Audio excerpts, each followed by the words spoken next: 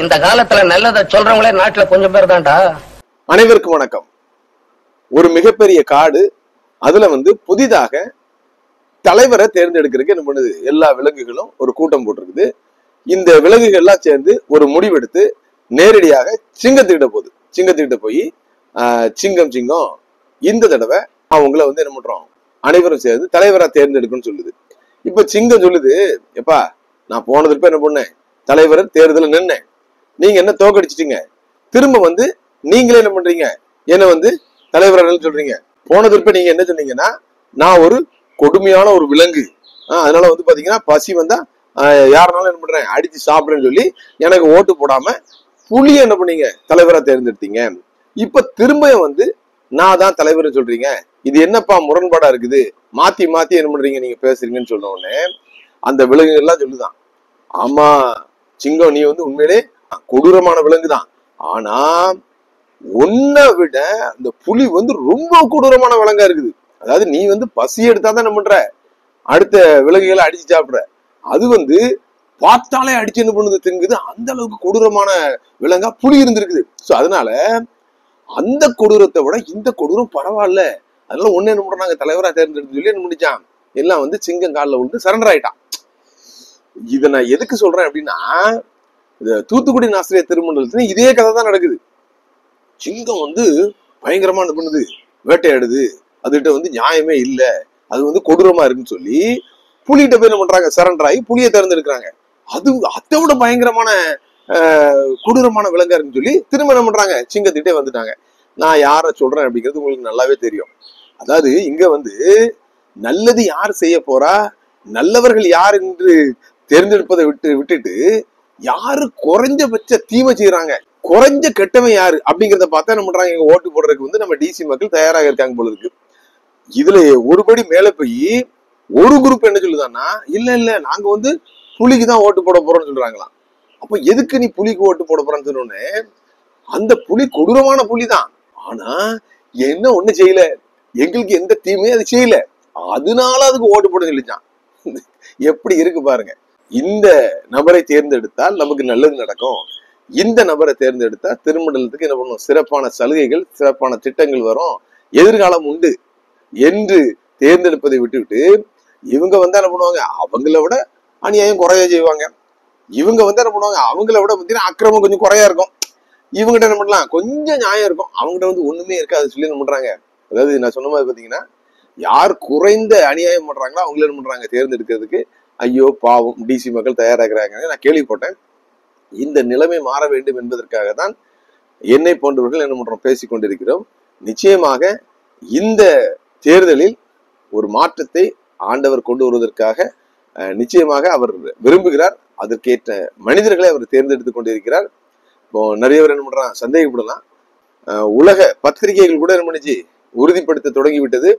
இந்த வருடம் தூத்துக்குடி ஆசிரியர் திருமண்டலத்துல 2 அணிகள் அல்ல 3வது அணிகள் வருவதற்கும் வாய்ப்பு இருக்கு. அதுக்கான சில வேலைகளையும் சில நபர்கள் செய்து கொண்டிருக்காங்க சொல்லி போட்டிருக்காங்க. அது மட்டுமல்ல, பரிசுத்த வேதாகமும் ரொம்ப தெளிவா சொல்லுது. 2 ராஜாக்கள் 3ஆம் அதிகாரம் 17ஆம் வசனம், நீங்கள் காற்றையும் காண மாட்டீர்கள் மழையையும் காண மாட்டீர்கள், ஆனாலும் நீங்களும் உங்கள் ஆடு மாடுகளும் உங்கள் மிருக ஜீவன்களும் குடிப்பதற்கு இந்த பள்ளத்தாக்கு தண்ணீரால் நிரப்பப்படும் என்று கர்த்தர் சொல்கிறார். இங்க பாத்தீங்கன்னா இந்த ஆடு மாடுகள் மிருக ஜீவன்கள்லாம் வருது அப்படின்னா, ஆடு மாடுகள் அப்படிங்கிறது பாத்தீங்கன்னா அந்த மந்தை, நாம எல்லாம் பாத்தீங்கன்னா ஆடுகள் அப்படிங்கிறதுதான் பைபிள் சொல்லுது. அப்போ மேய்ப்பர்களுக்கு குறிப்பாக ஆயர் பெருமக்களுக்கு இந்த வார்த்தைகள் என்ன பண்ணுது தொடர்ந்து சொல்லப்படுகிறது. நீங்கள் பாத்தீங்கன்னா எந்த சந்தேகமும் பட வேண்டாம். நிச்சயமாக கர்த்தர் பாத்தீங்கன்னா இந்த தூத்துக்குடி ஆசிரியர் திருமண்டலத்தை தண்ணீரால் ஜீவ தண்ணீரால் நிரப்புவார். உங்களுக்கு தெரியாத வசனங்கள் இல்ல. சிம்சன் பாத்தீங்கன்னா ஒரு சாதாரண மனிதனாக இருந்த போதும் அவனுக்குள்ள ஆவியானவர் பலமாக இறங்கிய பொழுது ஒரு கழுதையோடைய தாடை எழுப்பி வச்சு பாத்தீங்கன்னா 1000 பேரை நம்ம அடிச்சு கொன்னான். சோ அந்த அளவுக்கு ஆவியானவர் பலமாக கிரியை செய்யக்கூடியவர். நிச்சயமாக கிரியை செய்வார். அதற்கான மனிதர்களை என்ன பண்றாரு எழுப்பி கொண்டிருக்கிறார். இந்த திருமண்டலத்தின் மேல் அக்கறை கொண்ட மனிதர்கள் கண்டிப்பாக இந்த சமயத்தில் நமக்கு தேவை. அதுதான் பாத்தீங்கன்னா தொடர்ந்து தூத்துக்குடி ஆசிரியர் திருமண்டலத்தில் சாயர்புரத்தின் மண்ணின் மேஜர் திரு ராஜேஷ் ரவிச்சந்திரன் அவர்கள் நிரூபித்துக் கொண்டிருக்கிறார்கள். தற்பொழுது கூட பாத்தீங்கன்னா நேற்று நடந்த இந்த சிறுபான்மையினர் கூட்டத்துல பாத்தீங்கன்னா நினைவில்லமும் அவங்க வாழ்ந்த இடம் இருக்கு. அதுவும் ஆல்ரெடி கனிமொழி மாவட்டம் கொடுத்துருக்குறோம். அதுவும் அதே மாதிரி பார்க்கணுன்றதையும் கேட்கிறோம். ஏன்னா நிறைய பேர் ரிசர்ச் பண்றதுக்காக அங்க வர்றாங்க. ஆனா அதனுடைய அவர் வாழ்க்கை அவர் எழுதி வச்ச எல்லா இதையுமே இப்போ போக்ஸ் ஆர்ட்ஸ் காலேஜ்ல இருக்கு. ஆனா ஒரு நினைவில்லம் அமைச்சாங்கன்னா அந்த இடத்துல அரசாங்கமா அது பராமரிக்கும் போது தலைமுறையா அது வந்து அந்த இதுகள் அவருடைய அவர் எழுதுன எல்லாமே பாதுகாக்கப்படும். அதை வந்து நம்ம அமைச்சர்களுக்கையும் கண்களையுமா எல்லாத்தையும் கொடுத்துருக்கிறோம். இப்ப தீர்மானம் போட்டிருக்கிறாங்க. அந்த சிறுபான்மை குழுவோட தலைவரை சந்தித்து மாவட்ட ஆட்சித்தலைவர் தலைமையில் நடந்த கூட்டத்துல அழகா சொல்லியிருக்காங்க. சாயர்புரத்துல வந்து பாத்தீங்கன்னா நமது திருமண்டலம் சார்பாக கொடுக்கப்பட்ட அந்த நிலத்தில் கட்டப்பட்ட அந்த பேருந்து நிலையத்துக்கு போப் ஐயா அவருடைய பேரை வைக்கணும்னு சொல்லி நம்ம இருக்காங்க. ஒரு நல்ல ஒரு வேண்டுகோளை வச்சிருக்காங்க. இதுக்காக ஏற்கனவே நிறைய முயற்சிகளை ஐயா அண்ணன் எடுத்துட்டு இருக்காங்க. அது மட்டுமல்ல, போப் அவர்கள் வாழ்ந்த அந்த வீட்டை வந்து அரசு வந்து நினைவு இல்லமாக எடுத்து என்ன பண்ணும், எப்படி வந்து கால்வெல் பிஷப் அவர்களுக்கு வந்து பார்த்தீங்கன்னா ஒரு நினைவு இல்லம் கட்டப்பட்டிருக்குதோ அது போல சாயரபுரத்தில் அதை செய்ய வேண்டும் என்று ஒரு சரித்திரமாக அந்த இடத்தை மாற்ற வேண்டும் என்று தொடர்ந்து முயற்சி செய்து கொண்டிருக்கிறார்கள். இதுதான் பாத்தீங்கன்னா நம்ம திருமண்டலத்தின் மேல் உள்ள அக்கறை. அதாவது நான் தேர்தல் நிற்க எனக்கு ஓட்டு போடுன்னு சொல்றதை விட நான் வந்து இந்த திருமண்டலத்துக்கு தகுதியான நபர், அதற்கான செயல்களில் நான் ஈடுபடுகிறேன் என்று தன்னுடைய வார்த்தையில் சொல்லாமல் தன்னுடைய வாழ்க்கையில் நிரூபித்து கொண்டிருக்கிறார். அண்ணன் அவர்களுக்கு வாழ்த்துக்கள். சோ அதனால இந்த மாற்றத்திற்கான மனிதராக தூத்துக்குடி ஆசிரியர் திருமண்டலத்துல வந்திருப்பவர் அண்ணன் ராஜேஷ் ரவிச்சந்திரன் அவர்கள். அண்ணனை குறித்து பார்த்தீங்கன்னா சில விமர்சனங்கள் இருக்குது. அதாவது என்ன அப்படின்னா, அண்ணன் வந்து இந்த அணிலிருந்து அந்த அணிக்கு போவாங்க, அந்த அணிலிருந்து எந்த அணிக்கு வருவாங்கன்னு சொல்றாங்க. நான் அதுக்கு விளக்க ஏற்கனவே சொல்லிட்டேன். ஏதாவது திருமண்டலத்துக்கு தலைமையில் இருப்பவர்களை வைத்து நல்லது நடக்கும்னு சொல்லி என்ன பண்றாங்க, இங்க போறாங்க இங்கேயும் ஏமாற்றம், அடுத்து இங்கேயும் வராங்க இங்கேயும் ஏமாற்றம். கதிர ஜென்ம பாத்தீங்கன்னா இதுக்கு அது பரவாயில்ல அப்படின்னு நினைச்சு என்ன பண்றாங்க, அங்க போறாங்க, அங்க போனா அடே அப்பா இதுவே பரவாயில்லன்னு சொல்லி என்ன பண்றாங்க, இங்க என்ன பண்றாங்க வராங்க. இதுதான் நடந்திருக்குது. அது மட்டுமல்ல, சிலர் சொல்லுகிற குற்றச்சாட்டு என்ன அப்படின்னா, அதாவது நாங்கெல்லாம் வந்து பாத்தீங்கன்னா கடந்த நிர்வாகம் வந்து பாத்தீங்கன்னா டிஎஸ்எஃப் நிர்வாகம் வந்து அவங்க ஆட்சியில் இருக்கும்போது நாங்க என்ன பண்ணோம், அவங்களுடைய தவறுகளை சுட்டி காட்டி என்ன பண்ணோம், நாங்க வெளியில வந்துட்டோம். ஆனா அண்ணன் வந்து பாத்தீங்கன்னா கடைசி வரைக்கும் உள்ளேயே தான் இருந்தாங்க. அவர்கள் வந்து தவறுகளை எதையும் சுட்டி காட்டலன்னு சொல்றாங்க. நிச்சயமாக ஒவ்வொருவருடைய அணுகுமுறை வந்து பாத்தீங்கன்னா ஒவ்வொரு விதமாக இருக்கும். இப்போ வந்து பாத்தீங்கன்னா நீங்க வெளியில வந்தனால என்ன ஆச்சுன்னா, நிறைய பேருக்கு என்ன பண்ணாங்க, அவங்க வந்து ஓட்டை எடுத்து என்ன பண்ணாங்க, தகுதி நீக்கம் செஞ்சாங்க. சோ அது போல ஒரு சம்பவம் தனக்கு நடந்து விடக்கூடாது என்பதற்காக, அதாவது வெளியே போய் ஒன்னும் ஆக போறது இல்லை. இப்ப அவங்களுடைய திட்டமே அதுதான். அதாவது நல்லது செய்ய நினைக்கிறவங்க, நியாயத்தை தட்டி கேட்கிறவங்க உள்ள இருந்தா என்ன பண்ணுவாங்க, நம்முடைய ஊழல்களுக்கு துணையா இருக்க மாட்டாங்க. நம்ம வந்து செய்யற தவறுகளே என்ன பண்ணுவாங்க, தட்டி கேட்பாங்க. இவர்கள் வெளியில போயிட்டா நம்ம பண்ணலாம், அடுத்த 3 வருஷத்துக்கு நம்ம பண்ணலாம் சந்தோஷமா இருக்கலாம்னு சொல்லி சிலரை தேர்தல் வரைக்கும் பயன்படுத்திட்டு என்ன பண்றாங்க, அடுத்த சில நாட்கள்ல வெளியில அனுப்புறாங்க. ஆனா வந்து ராஜேஷ் ரவிச்சந்திரன் அண்ணன் அவர்களுடைய விஷயத்துல அது நடக்கல. காரணம் வந்து பாத்தீங்கன்னா கடைசி வரைக்கும் உள்ள இருந்து தவறுகளை ஏன் சுட்டி காட்டல அப்படின்னா, தெரியும் திருந்தாது, மாறாது, சொன்னா கேட்காது, சொல்லி என்ன பிரயோஜனம். அதனால குறைந்தபட்சம் தன்னுடைய நிலையை பாதுகாத்துக் கொள்ள அடுத்த தேர்தலுக்கு தன்னை தயார்படுத்திக் கொள்வதற்காக உள்ள இருந்தாங்க. இதுதான் உண்மை. இதுதான் அண்ணன் சொல்ற ஸ்டேட்மெண்ட். இதை நீங்க நன்றாக புரிந்து கொள்ள வேண்டும். பைபிள்ல ஒரு நல்ல ஒரு வேர்டு இருக்குது, புறாவை போல கபடற்றவர்களாகவும் பாம்பை போல வின உள்ளவர்களாக இருக்குன்னு சொல்லியிருக்கு. ஸோ வந்து பாத்தீங்கன்னா சில சமயங்களில் புறாவை போல கபடற்ற தன்மையும் பாம்பை போல என்ன பண்ணும், ரொம்ப வின உள்ளவர்களாகவும் இருக்க வேண்டியிருக்கு. ஸோ அண்ணா அது செய்தது வந்து உண்மையில பாத்தீங்கன்னா இன்னைக்கு என்ன பண்றாங்க, சேஃபா 2 அணியினரால என்ன பண்றாங்க, ஒரு மாற்று அரசியலுக்கான மனிதராக என்ன பண்றாங்க, முதலாவதாக நமக்கு தெரிகிறார்கள். ஸோ அண்ணன் வந்து பாத்தீங்கன்னா இப்போ வந்து தூத்துக்குடி ஆசிரியர் திருமண்டலத்துல சாயர்புரம் அவருடைய சேகரம் மற்றும் பார்த்தீங்கன்னா அந்த சர்க்கிள் மட்டுமல்லாமல் ஒருபடி மேல வந்து என்ன பண்றாங்க, திருமண்டலத்துக்கான சில கோட்பாடுகளே என்ன பண்றாங்க, இப்படி இருந்தா திருமண்டலம் நல்லா இருக்குன்னு சொல்லி என்ன பண்றாங்க, நிர்ணயிச்சிருக்காங்க. அதற்கான திட்டங்களையும் வெளியிட்டு இருக்காங்க. ஏற்கனவே நம்முடைய வீடியோல என்ன பண்ணாங்க, அதை சொன்னாங்க. ரொம்ப மகிழ்ச்சியா இருந்துச்சு எங்களுக்கு. தற்போது பாத்தீங்கன்னா நடைபெற இருக்கின்ற அந்த தேர்தல் செப்டம்பர் 7ஆம் தேதி நடைபெற இருக்கின்ற அந்த திருமண்டல பெருமிட உறுப்பினர் மற்றும் அந்த ஆலய நிர்வாக கமிட்டியினருக்கான அந்த வரைவு திட்டத்தை வெளியிட்டிருக்காங்க. ஒரு சேகர அளவில் இருக்கின்ற ஒரு நபர் இந்த அளவுக்கு வெளியிட விட முடியும் என்றால் நிச்சயமாக அது வந்து பாத்தீங்கன்னா அதற்கு ஒரு தனி திறமை வேண்டும், ஒரு தைரியம் வேண்டும். அதை வெளியிட்டிருக்கின்ற அண்ணன் அவர்களுக்கு பாராட்டுகள். இதுல வந்து பாத்தீங்கன்னா 12 அருமையான திட்டங்கள், சேகர அளவில் 12, திருமண்டல அளவில் 12. 12 அப்படிங்கிறதே பாத்தீங்கன்னா நம்முடைய வேதாகமத்துல இயேசு கிறிஸ்துவானவர் 12 சீஷர்களை என்ன பண்ணாங்க, தெரிந்தெடுத்து அவர்களை கொண்டு உலகமங்க என்ன பண்ணோம், சகல சிருஷ்டிக்கும் போய் சுவிசேஷத்தை அறிவிங்கன்னு சொன்னாங்க. ஸோ அதை ஒரு மாடலா எடுத்துக்கிட்டு அன்னை வெளியிட்டிருக்காங்க. நம்ம தெரியல, அருமையான 12 திட்டங்களை இங்க வெளியிட்டிருக்காங்க. முதலாவதாக திருமண்டல அளவுல பாத்தீங்கன்னா ஆலயங்கள் ஃபர்ஸ்ட் ப்ரிஃபரன்ஸ் வந்து பாத்தீங்கன்னா ஆலயங்கள் வந்து பாத்தீங்கன்னா ஆண்டவருக்கு மட்டும்தான் முக்கியத்துவம். அங்க வந்து பாத்தீங்கன்னா வேற யாருக்கும் மரியாதை கிடையாது. அது வந்து மாடரேட்டரா இருந்தாலும் சரி தான், பிஷப்பா இருந்தாலும் சரி தான், ஒரு சால்வை கூட பொருத்தக்கூடாதுன்னு சொல்லி ஆண்டவர் மேலுள்ள ஆலயத்தின் மேலுள்ள அக்கறையை அன்னை அருமையா வெளிப்பட்டிருக்காங்க. அதுதான் உண்மை. அதுதான் வந்து நம்ம கண்டிப்பா எல்லா ஆலயங்களையும் நடக்கணும். மிக சிறப்பான ஒரு திட்டம். அது போல பாத்தீங்கன்னா இரண்டாவதாக குருவானவர்களுக்கு ஒரு பாதுகாப்பு. 5 வருஷம் ஒரு குருவானவர் ஒரு சேகரத்துல அமைதியாக இருந்து ஆன்மீகத்தை தன்னுடைய குடும்பத்தோடு செய்ய வேண்டும் என்பதற்காக அருமையா நம்ம சொல்லியிருக்காங்க. அடுத்தது பாத்தீங்கன்னா மூணாவது அப்பாயின்மெண்ட், டீச்சர்ஸ் அப்பாயின்மெண்ட் பாத்தீங்கன்னா சீனியாரிட்டி, ப்ராப்பர் சீனியாரிட்டி படி இது பாத்தீங்கன்னா எந்த விதமான கரப்ஷனும் இல்லாம, எந்த விதமான குளறுபடியும் இல்லாம என்ன பண்ணணும், பக்காவா என்ன பண்ணணும் போடணும்னு சொல்லி என்ன பண்ணிருக்காங்க, அழகா சொல்லியிருக்காங்க. அடுத்து பாத்தீங்கன்னா 4வது ப்ராப்பர் ப்ரொமோஷன் வந்து பாத்தீங்கன்னா ரொம்ப ரொம்ப முக்கியம். நிறைய பேருக்கு உங்களுக்கே தெரியும், அதாவது சீனியாரிட்டியில இருக்க மாட்டாங்க, அதுபோல போனா சரியான கல்வி தகுதி கூட இருக்காது, அவங்களை கொண்டு போய் ஹெட் மாஸ்டர் உட்கார வைப்பாங்க. அப்படியானா என்ன பண்ண முடியும், அந்த ப்ராப்பரா படிச்சவங்க அது போல பாத்தீங்கன்னா ப்ராப்பரா சீனியாரிட்டியில் இருக்கவங்களுடைய மனது வேதனைப்படும். இவங்களால நம்ப முடியாது, இந்த ஷார்ட்கட்ல வந்தவங்களால அந்த எஜுகேஷன் இன்ஸ்டியூஷனை ஹேண்டில் பண்றது ரொம்ப கஷ்டமா இருக்கும். உங்களுக்கு பாத்தீங்கன்னா ஏற்றத்தாழ்வுகள் வரும். ஸோ அதை என்ன பண்ணணும், கண்டிப்பா ஸ்டாப் பண்ணு சொல்லியிருக்காங்க. அது போல பாத்தீங்கன்னா அந்த ப்ரொமோஷனுக்கு காசு வாங்கக்கூடாது. இப்பெல்லாம் ஹெட் மாஸ்டருக்கு 2 லட்சம் கூட 3 லட்சம் கூட சொல்லி அதில் கடந்த பீரியட்லாம் பாத்தீங்கன்னா ஒரே பிடுங்கல் அது கூட சொல்லியிருக்காங்க. 5வது பாத்தீங்கன்னா ப்ராப்பர் டிரான்ஸ்பர். ஒரு வருஷத்துக்கு ஒரு பாத்தீங்கன்னா ஒரு கவுன்சிலிங் மெத்தட்ல பாத்தீங்கன்னா என்ன பண்ணும், அருமையா என்ன பண்ணும், அரசாங்கம் எப்படி நடத்துதோ அது போல என்ன பண்ணும், ஆசிரியர் பெருமக்கள் நடத்துன்னு சொல்லி அருமையா கொடுத்துருக்காங்க. சாயர்புரத்தை பொறுத்தவரையில ஜி போப் ஐயா வாழ்ந்த அந்த இடத்த வந்து பாத்தீங்கன்னா நினைவு இல்லமாக என்ன பண்ணும், அதை வந்து புதுப்பித்து அந்த இடத்துல எல்லாருக்கும் ஐயாவுடைய வாழ்க்கையை அறிந்து கொள்ளணுமா என்ன பண்ணும் சென்று இதை வந்து கவர்மெண்ட் என்ன பண்ணிருக்காங்க, ஒரு விண்ணப்பமா கொடுத்துருக்காங்க. அந்த பிஎட் காலேஜா என்ன பண்ணும், அந்த மாதிரி ஒரு நினைவு இல்லமா என்ன பண்ணும் மாத்தன்னு சொல்லியிருக்காங்க. அது போல ஐயாவுடைய அந்த கல்லறையை என்ன பண்ணும், வெளிநாட்டில் இருக்க கல்லறையை என்ன பண்ணும், திருமண்டலம் சார்பாக புதுப்பிக்கணும்னு சொல்லி என்ன பண்ணுவாங்க, திருமண்டல சொல்லியிருக்காங்க. அது போல பாத்தீங்கன்னா 7வதாக எம்ப்ளாய்மெண்ட், நமது வாலிபர்கள் மற்றும் வாலிப பெண்கள் மற்றும் முடித்தவர்களுக்கு எப்பொழுதும் திருமண்டல பள்ளிகள் கல்லூரிகளை மட்டுமே சார்ந்திருக்காம அவங்களுக்கு என்ன பண்ணும், தனியாக ஒரு டிபார்ட்மெண்டே ஆரம்பிச்சு பிரைவேட் மற்றும் கவர்மெண்ட்ல என்ன பண்ணும், அரசாங்கத்திலயும் பிரைவேட்லயும் வேலை வாய்ப்பு கிடைக்கும் விதமாக என்ன பண்ணும் முயற்சிகள் எடுக்கப்படும் சொல்லியிருக்காங்க.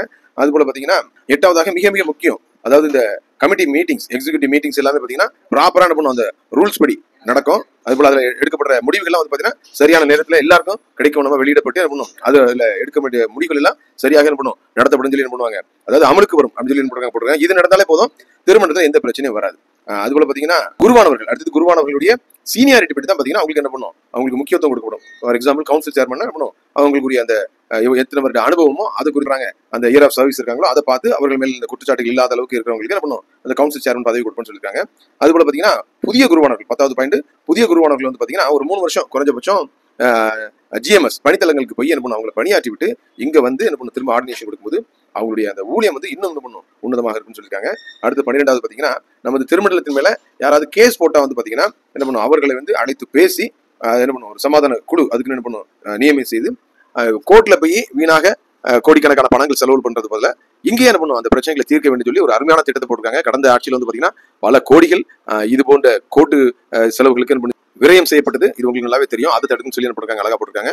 அது போல பாத்தீங்கன்னா திருமண்டலம் சார்பாக இந்த சாயர்புரம் சொத்து கமிட்டியை மீட்டு இந்த 10 பாஸ்டேட் வந்து என்ன பண்ணும், குருவானவர் தலைமையில ஒன்றாக என்ன பண்ணும் இணைக்கிறதுக்கு நடவடிக்கை எடுக்குன்னு சொல்லி என்ன போட்டிருக்காங்க. ஒரு 12 பாயிண்ட் ரொம்ப அருமையா கொடுத்திருக்காங்க. அடுத்து பாத்தீங்கன்னா ஆலயத்தின் மூலமாக சாயர்புரம் பாஸ்டேட் மூலமாக ஒரு 12 பாயிண்ட் என்ன பண்ணிருக்காங்க, அழகா கொடுத்திருக்காங்க. அதுல வந்து பாத்தீங்கன்னா இந்த ரபேல் ஹாஸ்பிட்டல் அங்க சிறப்பாக செயல்படுகின்ற அந்த ரபேல் ஹாஸ்பிட்டல்ல ரெவரண்ட் மனோகர் ஐயா அவருடைய விருப்பத்தின்படி இன்னும் 10 வார்டுகள் புதிதாக உருவாக்கப்படும். அதுல பாத்தீங்கன்னா ஒரு பல் மருத்துவமனையும் உருவாக்கப்படும் சொல்லியிருக்காங்க. அது போல அங்க ஒரு சேப்பல், ஆண்டவரை தொழுவதற்காக ஒரு சேப்பலும் கட்டப்படும் சொல்லியிருக்காங்க. அது போல 2வதாக வெல்டன் வாலிபால் ஸ்டேடியம் அமைக்கப்படும். அது போல அந்த பஸ் ஸ்டாண்டுக்கு வந்து பாத்தீங்கன்னா ஜி போப் அவருடைய பெயர் என்ன பண்ணும், ஒரு தனி தீர்மானம் போட்டு வைக்கிறதுக்கு ஏற்பாடு செய்யப்படும் சொல்லியிருக்காங்க. இது வந்து பாத்தீங்கன்னா சிறுபான்மை நல கமிட்டி கூட்டத்தில் என்ன பண்ணிருக்காங்க, வலியுறுத்திருக்காங்க. அது போல பாத்தீங்கன்னா சேகரத்தின் சார்பாக ஆண்டுக்கு ஒரு ஆலயம் தொடர்ந்து என்ன பண்ணும், வெவ்வேறு இடங்கள்ல என்ன பண்ணும் பணித்தலங்களாக கட்டப்படும் சொல்லியிருக்காங்க. மிக அருமையான திட்டம். ஆறுமுக மங்கலத்துல சிறுவர் மேம்பாட்டு மையம் ஆரம்பிக்கப்படும் சொல்லி அழகா சொல்லியிருக்காங்க. அது போல 4வதாக ஆலயத்தின் சொத்துக்கள் மீட்கப்பட்டு இளம் தலைமுறையினர் அதை தெரிந்து கொள்றவனமா என்ன பண்ணும், ஒரு சரியா ப்ராப்பரா என்ன பண்ணும், அது புக்கா என்ன பண்ணும் வெளியிடப்படும் சொல்லியிருக்காங்க. சாயர்புரத்துக்கு நிறைய சொத்துக்கள் இருக்கிறது நம்ம ஏற்கனவே நம்ம வீடியோல பார்த்துக்கோம். அதெல்லாம் என்ன பண்ணும் ப்ராப்பரா செய்யணும்னு சொல்லியிருக்காங்க. அடுத்து பாத்தீங்கன்னா ஜி போப் நர்சிங் காலேஜ் அந்த ஆக்கிரமிப்பெல்லாம் என்ன பண்ணும் கைப்பற்றி அந்த இடத்துக்கு சரியான ஃபென்சிங் போட்டு முதல்ல அதுல வந்து ஒரு சேப்பல் ஒன்று கட்டி அடுத்த வருஷமே ஓபன் பண்ணி அட்மிஷன் என்ன பண்ணும் ஆரம்பிக்கப்படும் சொல்லி போட்டிருக்காங்க. அது போல ஜி போப் ஐயர் அவர்களுடைய கனவான யூனிவர்சிட்டி மிக விரைவில் வந்து பாத்தீங்கன்னா பல்கலைக்கழகமாக மாற்றுவதற்காக முயற்சி எடுக்கும் போட்டிருக்காங்க. அது போல பாத்தீங்கன்னா மார்டின் பிரைமரி ஸ்கூல், அந்த ஸ்கூல் வந்து பார்த்தீங்கன்னா 200வது ஆண்டு விழா கொண்டாடப்படுறதுனால அதுக்கு ஒரு புதிய கட்டிடம் கட்டி அந்த காலி நிலத்தில் வந்து பார்த்தீங்கன்னா ஜி போப் அவர்கள் பார்த்தீங்கன்னா சிறுவர் இல்லமோ என்ன பண்ணும் கட்டப்படும் சொல்லியிருக்காங்க. ரெவரண்ட் மனோகர் ஐயா தலைமையில ஓல்ட் ஸ்டூடெண்ட்ஸ் மற்றும் அனைத்து சபை மக்கள் இணைந்து இந்த விஷயத்தை என்ன பண்ணும் செய்யணும் சொல்லியிருக்காங்க. அதுபோல பார்த்தீங்கன்னா 7வதாக ஊழியர்கள் இருந்து வெளியூர்ல இருந்து வர ஊழியர் தங்குறதுக்கு தனியா ஒரு இல்லம், அதுபோல சபை ஊழியருக்காக ஒரு இல்லம் கட்டப்பட்டு போட்டிருக்காங்க. அதுபோல ஆலயத்தில் வந்து ஸ்போக்கன் இங்கிலீஷ் கிளாஸஸ், இன்னைக்கு வந்து இங்கிலீஷ் வந்து ரொம்ப இம்பார்ட்டன்ட், அதை மேம்படுத்துறதுக்கு ஆலயத்தின் சார்பாக ஸ்போக்கன் இங்கிலீஷ் கிளாஸஸ் நடத்தப்பட்டு இருக்காங்க. 10வதாக ஆலயம் மூலமாக கடைகள் நிறைய கட்டப்பட்டு நமது சபை மக்களுக்கு, அதாவது சாயர்புரம் சபை மக்களுக்கு முன்னுரிமை கொடுக்கணும்னு சொல்லியிருக்காங்க. அதுபோல பார்த்தீங்கன்னா ஆலயம் மூலமாக music classes, extra curricular activities இல்லையா, மியூசிக் கிளாஸஸ் நடக்க முடிஞ்சிருக்காங்க. அதுபோல ரெவரண்ட் மனோகர் ஐயாவோட முயற்சியில் பார்த்தீங்கன்னா ஏழை மாணவ மாணவியருக்கு பெயர் தெரியாம நிறைய பண்றாங்க, ஹெல்ப் பண்ணிட்டு இருக்காங்க. அதுபோல பார்த்தீங்கன்னா மருத்துவ உதவிகள் செஞ்சுட்டு இருக்காங்க. அதுவும் தொடர்ந்து என்ன பண்ணும், உற்சாகமாக செய்யப்படும். ஸோ இதுக்கு வந்து பயனாளிகள், அதாவது இந்த பயனாளிகள் கொடுக்கறதுக்கு விருப்பப்படுறவங்க என்ன பண்ணும், எப்பவும் ஐயா அவர்களை தொடர்பு கொள்ளலாம்னு சொல்லியிருக்காங்க. 24 திருமண்டலங்களுக்கும் முன்மாதிரியாக இந்த 12 பாயிண்ட் திருமண்டலத்துக்கும் 12 பாயிண்ட் வந்து பாத்தீங்கன்னா சேகர அளவில் நம்ம வெளியிட்டிருக்காங்க. இதுல வந்து திருமண்டல பெருமண்ட உறுப்பினர்கள் டிசி 3 பேர் என்ன பண்றாங்க, போட்டிடுறாங்க. பி ராஜதுரை ஏ சூடியான் அப்படிங்கிறவங்க, அடுத்து பார்த்தீங்கன்னா அண்ணன் ஆர் ராஜேஷ் ரவிச்சந்திரன், அடுத்து பார்த்தீங்கன்னா ஒய் ரத்தன்ராஜ் அவர்கள். பார்த்தீங்கன்னா டிசில பெண்கள் பிரிவினர் இருந்து 2 நபர்கள், ஒருத்தர் வந்து பார்த்தீங்கன்னா கே மல்லிகா, அடுத்து பார்த்தீங்கன்னா ஜே ரீட்டா ராஜேஸ்வரி. 35 வயதுக்கு கீழ் உள்ள பிரிவினர் 2 பேர், அவங்க யாருன்னா டி சுபாஷ் அப்ரஹாம், ஏ சைமன் ஜெபக்குமார். சரியா, இவங்களுக்கு என்ன பண்ணும், கண்டிப்பா ஓட் பண்ணு சொல்லி போடுறாங்க. அடுத்து பார்த்தீங்கன்னா பிசி பாஸ்டேட் கமிட்டி மெம்பர்ஸ் வந்து பார்த்தீங்கன்னா 12 பேர், அவங்க யார் அப்படின்னா TTS Abhishekam, A Arunkumar, M Christopher Diwakaran, M David Rajapandi, K Emmanuel Premkumar, E Johnson, T Lalitha Ruby Arulmani, T Leelanthi, M Ponraj, M Prakash, J Prema John, Rita Jancy. So இவங்க தான் பார்த்தீங்கன்னா அண்ணன் ராஜேஷ் அவர்களுடைய தலைமையில பார்த்தீங்கன்னா எந்த அணியினருக்கு சாதகமாக இவர்கள் அணியின் சார்பாக நிற்குன்னு சொல்லாம என்ன பண்றாங்க, வெளியிடுறாங்க. இதுதான் பெரிய ஸ்பெஷாலிட்டி. நான் அதான் சொல்லிட்டு இருக்கேன். நீங்கள் யாரும் வந்து எந்த அணியினருக்கு அடிமையானவர்கள் இல்லை. மேல இருக்கவர்கள் வந்து பார்த்தீங்கன்னா என்னமோ ஆண்ட பரம்பரை மாதிரி நீங்கள் அனைவரும் பார்த்தீங்கன்னா அவர்களுக்கு வந்து அடிமை போல அவர்களுக்கு சிம்மாசனம் தூக்குவதற்கு நீங்க என்ன பண்ணல, தேர்தலில் நிற்கல. அது நன்றாக புரிந்து கொள்ள வேண்டும். நான் சொல்லியும் பார்த்தீங்கன்னா மீண்டும் மீண்டும் அங்க ஒரு அணியினர் பார்த்தீங்கன்னா நாங்க இவர்களுக்கு தான் அடிமை, நாங்கள் ஆண்டால் அடிமை, அவர்கள் சொல்வதை தான் என்ன பண்ணுவோம் அப்படி கேட்போம்னு சொன்ன மாதிரி எதற்காக அவங்க ஓட்டு போடுறீங்க, ஒரு கொள்கை இல்லாத ஒரு நிலைமையில் இருக்கீங்க. இது வந்து நிச்சயமாக உங்களுடைய அந்த சேகரத்துக்கும் நமது திருமணத்துக்கும் எந்த பயனையும் கொடுக்காது. ஸோ அதனால தான் சொல்றேன்னா இது போன்று ஒரு குறைந்தபட்ச செயல் திட்டத்தை ஒரு சேகர அளவிலையும் அதுபோல திருமண்டல அளவிலையும் நீங்க என்ன பண்ணணும், வெளியிட்டு நிற்கும் பொழுது நிச்சயமாக இது உங்களுடைய சேகரத்துக்கும் நமது திருமணத்துக்கும் பயன் கொடுக்கும்.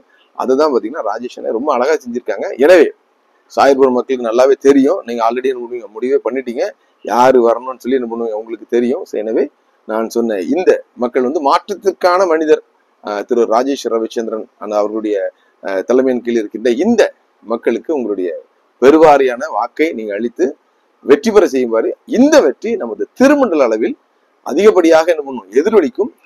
அதன்படி கர்த்தர் நமக்கு வந்து பாத்தீங்கன்னா மிகப்பெரிய ஒரு மாற்றத்தை இந்த திருமண்டலத்தில் ஏற்படுத்தி தருவார். அனைவருக்கும் வணக்கம். ஜெய கிறிஸ்து முன் செல்கிறார், ஜெயமாக நடத்திடுவார். ஜெய கிறிஸ்து முன் செல்கிறார், ஜெயமாக நடத்திடுவார். ஜெய கீதங்கள் நாம் பாடி ஜெய கொடியும் ஏற்றிடுவோம். ஜெயம் அல்லேலூயா அவர்